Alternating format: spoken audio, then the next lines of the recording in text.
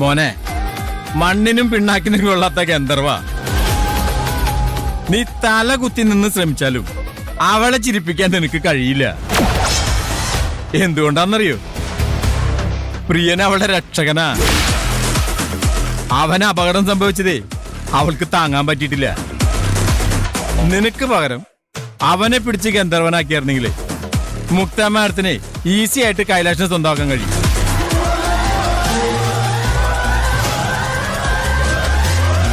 ദാ പോണു മറ്റൊരു റോമിയോ. ഈ പട്ടിക്കാട്ടുകാരുടെ പുറകെ നടക്കണവരെ മുട്ടിയിട്ടേ ഈ കമ്പനിയിൽ നടക്കാൻ പറ്റാത്ത അവസ്ഥ. പാർവതി, നീ വലിയ സങ്കടത്തിലാണെന്ന് മോഹൻ പറഞ്ഞു. എന്നെ നോക്കി പേടിപ്പിക്കൊന്നും വേണ്ട. നിന്റെ വിഷമം കണ്ടിട്ടാ ഞാൻ കൈലാഷ് സാറിനോട് പറഞ്ഞത്.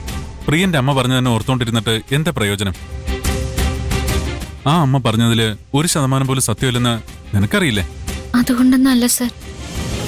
അതുകൊണ്ട് തന്നെയാ കൈലാഷ് സാർ. പ്രിയന്റെ അമ്മ പ്രായമായ സ്ത്രീയല്ലേ, അതുകൊണ്ട് അതിന് അത്ര പ്രാധാന്യം കൊടുക്കണ്ടെന്ന് ഞാൻ ഇവളോട് പറഞ്ഞതാ. എത്ര പറഞ്ഞാലും ഇവക്ക് മനസ്സിലാവില്ല. പാർവതിക്ക് പറഞ്ഞ മനസ്സിലാവില്ലെങ്കിൽ പ്രിയന്റെ അമ്മയെ പറഞ്ഞ് മനസ്സിലാക്കാം.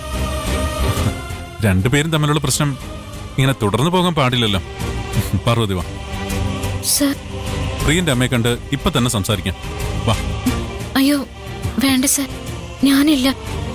വരണം, നടക്ക്. കൈലാഷ് സർ, കരുണാകരൻ സാറിനോട് അനുവാദം വാങ്ങിയിട്ട് ഞാൻ വരാം. കരുണാകരൻ സാറിന് പെർമിഷൻ വേണം അല്ലേ?